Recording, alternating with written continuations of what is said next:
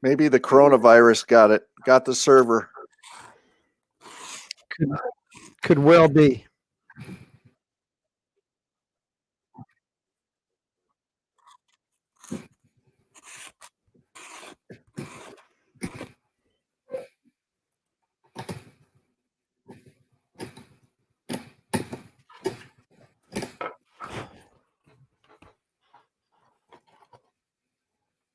Bill, I watched your layout videos. Nice layout. Thank you. Nice layout. Thank you. I like what you have on the wall too. When I was listening to you and Jim, was it Jim? Jim Mill. Yeah. Jim Malloy. Yeah.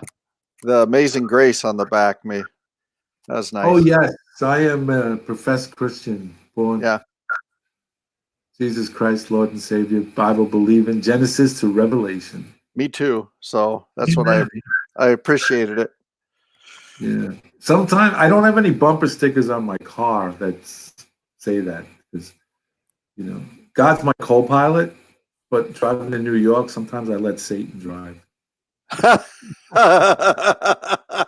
It happens. That's great. That's great. That's why there's grace and mercy. We're live now?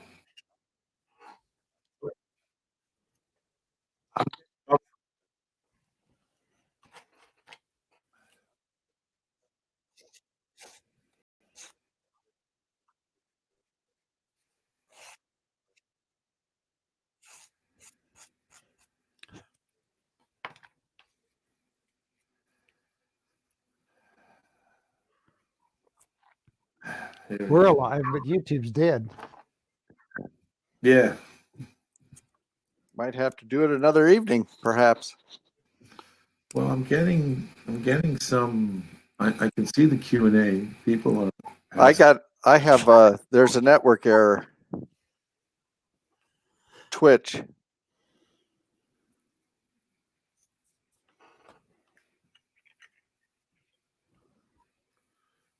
So it's Georgian Gremlins.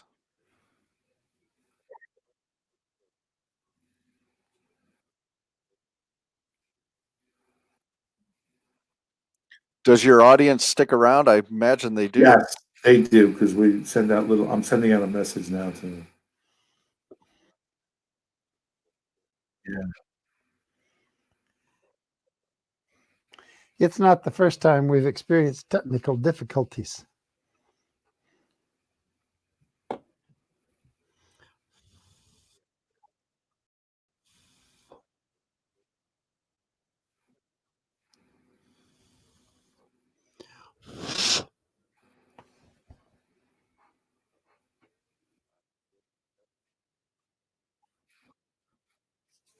Right. If we're live, I'm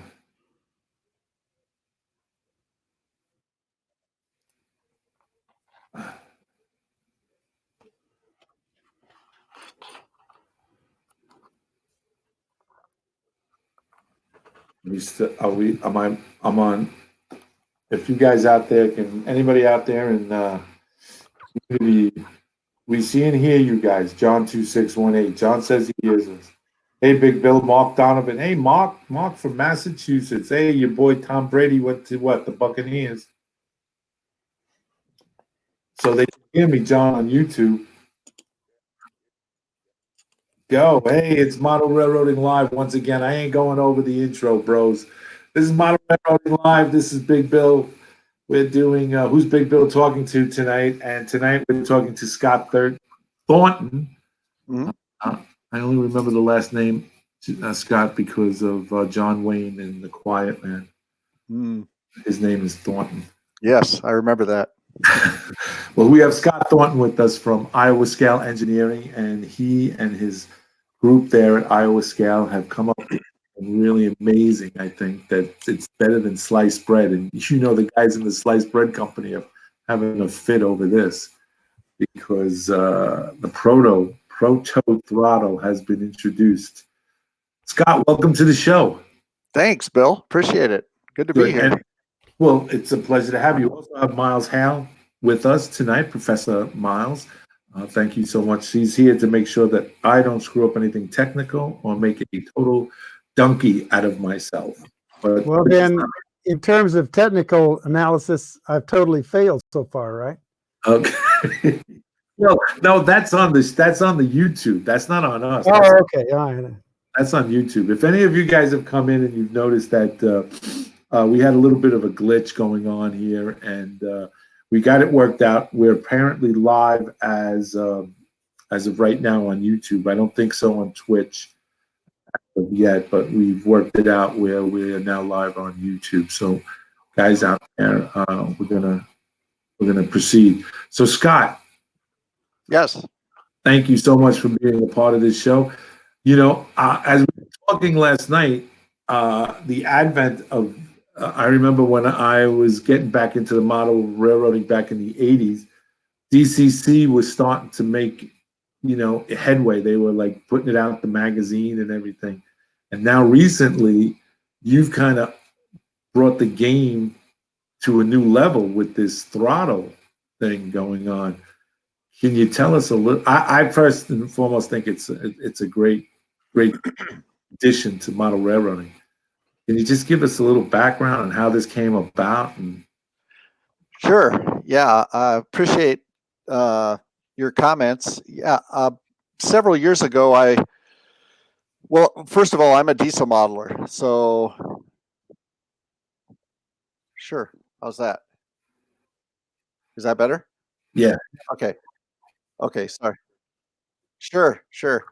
I'm a diesel modeler, and a number of years ago, a YouTube video by a fellow named Bruce Turner, and Bruce lives in Arizona. I believe he's retired, but Bruce is an engineer, and he took an NCE throttle and he put together a Rube Goldberg like control stand, and it looked very much like a control stand, and it got me really excited because I always thought that rather than the push buttons and the rotary knobs that we're so accustomed to using in model railroading, wouldn't it be great if you could have an actual miniature wireless control stand that you could use to run your diesels, just like the prototype? So I saw Bruce's video and I was really inspired. And at the time, I had become friends and was working alongside Michael Peterson and Nathan Holmes. And those two fellas are native Iowans, and they started Iowa Scaled Engineering. And they're both electrical engineers, and they were producing electronic products for model railroaders. And I was working with them, helping them with some of their advertising because I'm a designer by trade. And I said, do you think, I showed him Bruce's videos, and I said, do you think we could reproduce this, maybe for me, for him, for Nathan? And so he agreed. He said, yeah, let's give that a shot. So that was the inspiration for the proto throttle. And this was probably, I don't know, 5 or 6 years ago. I may have that wrong. I'm getting to the age where I don't remember time frames well anymore, but but that was the inspiration, and we started to put our component list together and start to develop how the throttle might look. And as we went along, after about half a year of development, we had a crude prototype, and we're both prototype modelers. And so we thought, well, we'll take our crude prototype to some of the RPM meets, which we did. And we got some positive feedback from those folks at the RPM meets. And so that encouraged us that this product might be something diesel modelers would embrace. And so that's really the kind of the short answer for the, excuse me one second. So that was the inspiration, and so it went from there. Yeah. Well, we just interrupt you. Andy Crawford just got home, and this makes absolute sense. Everybody is home because of this virus situation, because nobody's allowed to leave. So everybody's on the internet. Yep. So this is probably what's causing our problem here. Is Everybody is on.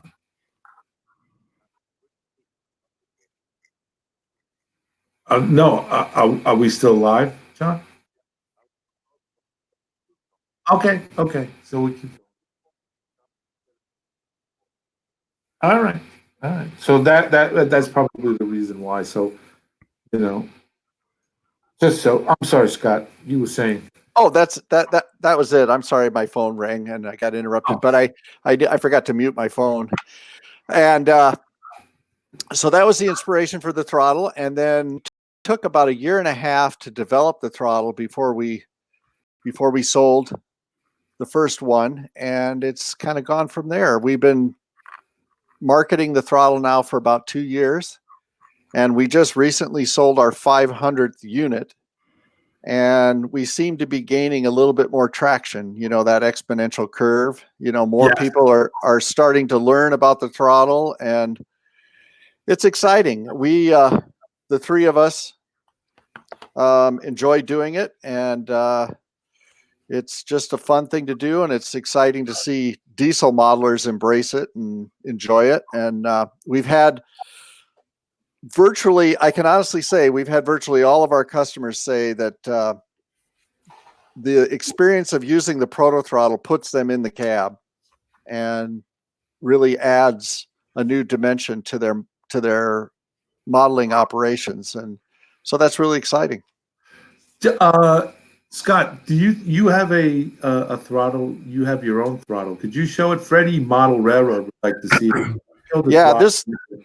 yeah, sure. This is my personal throttle. So I went ahead and the throttle doesn't come with weathered or beat up like this one is, or it doesn't come painted in seafoam green. But I painted mine in seafoam green because the diesels that I model are from the era where a lot of cabs were painted that color, and so that's why I have this green beat up. I wanted my control stand to look like the real thing that you'd see in the cab. So I'll give you just a quick little tour of the throttle itself. It's got a spring. Well, first of all, I should say we tried to emulate the prototype as closely as possible, and we based the proto throttle on the control stand of a Jeep 15, EMD Jeep 15. So we've got a spring-loaded horn hand, so you press it and it springs back. It's like the prototype.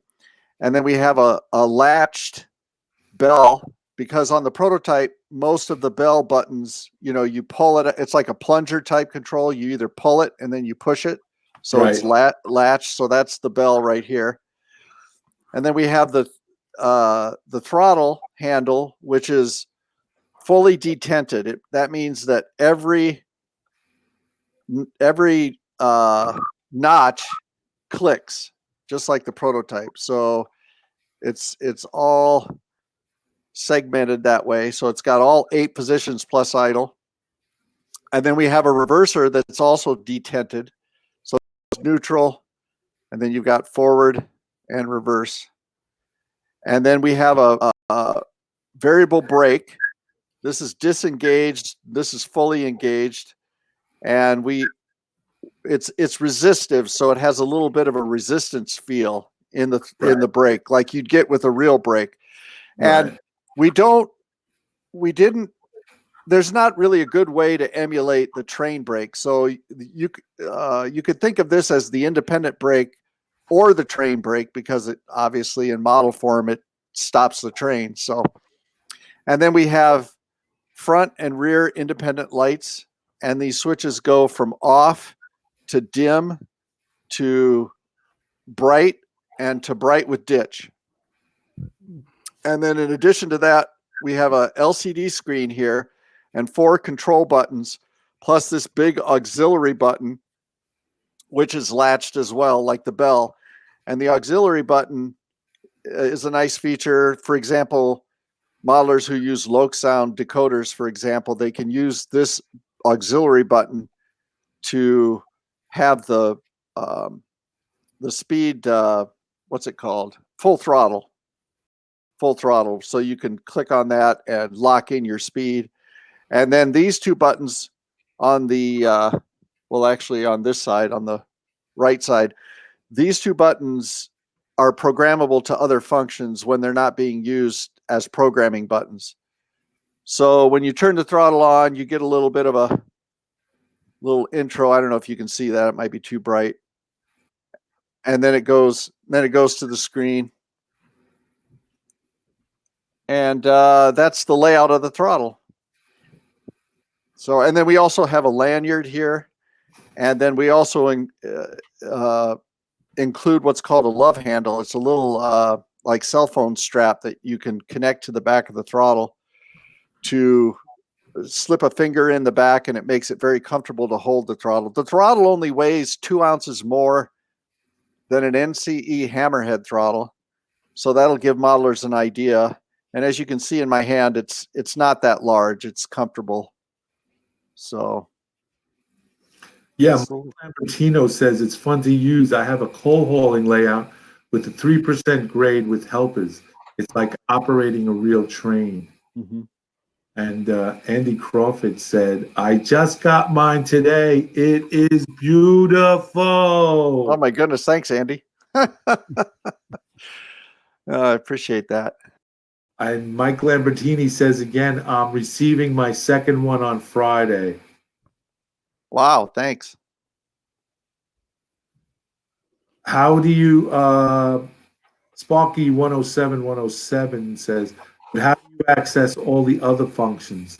Some have 28 functions. Right. Now, that's a good question, because what we have attempted to do with the proto throttle is only emulate what you would find in a real cab. So we do not, it's not like your normal controller where you can access, 28 or more functions. This isn't going to throw switches. It's not going to turn on signals. It's not going to do all these auxiliary type features. It only does what the prototype does. But with that said, like I said, there's 3 buttons in addition to the purely prototypical controls that allow you to add some additional functions that you can control with the big gray auxiliary button and the 2 on the side of the LCD. But that's, we weren't trying to create a throttle that was like all the other DCC throttles. We were trying to make it as prototypical as possible. So that's correct. Dwight of Northern Star Railroad Line says, can you plug this throttle into any system, any other system? Well, it's not, you need to think of the proto throttle as just an additional throttle to your DCC system. We have 2 wireless receivers that the throttle we have 2 different receivers, and between those 2 receivers, they cover all the major DCC systems. So for example, if you're operating NCE, you would buy the receiver that goes with NCE, and the NCE receiver just happens to be virtually plug and play. So you'd plug it into your DCC bus on the NCE system. The proto throttle talks to that receiver, and then the receiver talks directly to the NCE CPU. And that's how the throttle works. It's not a standalone DCC system. It's right. It's just an additional throttle. If I'm using the throttle NCE, and say I have an operational night and I have the other guy, my other partner over here, does it interfere with the cab? Does it interfere like I use for right. for operators? Does it interfere? Can I still operate? He can operate on the other side? Yes, absolutely. Yeah, because the proto throttle talks to its own receiver, which uses radio receiver. They're called, right. It's an XB receiver. If people are curious, they can just Google XBEE, and it operates on a certain frequency. Michael or Nathan would know what frequency, but it's pretty robust. Like, it will transmit reliably up to 600 feet. So it covers, virtually all model railroads, and it will communicate well through walls and that sort of thing. So it is in essence, I guess you could say it's totally independent of. It doesn't interfere.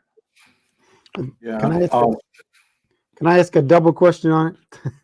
Sure, go right ahead. If you get the throttle and you have the receiver that's going to plug into your NCE bus, and Bill comes down from New York to operate on my railroad, and he brings his throttle down, do I need another receiver, or will that receiver receive the signals from several of the throttles? In other words, is it dedicated, or does it take, if I had 6 throttles in the room, would only one receiver be needed? Yes, that's correct. That's another good question. Thanks, Miles. Yeah, you only need one receiver, and multiple proto throttles operate on that receiver. Now, one thing I should mention is the proto throttle, because of its very nature, we can get into this in more detail as the discussion goes on.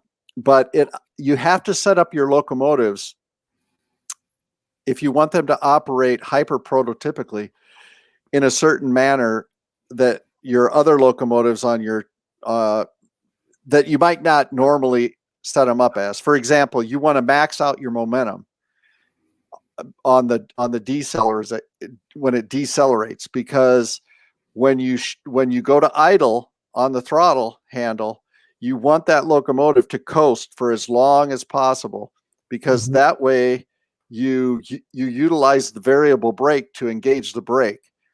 And the beautiful thing about the proto throttle and how it operates prototypically is, with that momentum so high, once you go to idle and you're coasting along, just like the real thing, you can apply the brake, and then you can knock the brake off, and the engine will slow down. You knock it off, and it'll keep moving because of the momentum at that slower rate. Now that, in our opinion, is hyper realistic, because that's exactly what the prototype does. It isn't, and you have much more control over your engine, because with lever action, it's easier to know where you're at, You're absolutely correct on that. Control the speed of the locomotive, versus a knob, which is the knob typically you're kind of in la la land. You don't really know where you're at in terms of a full stop or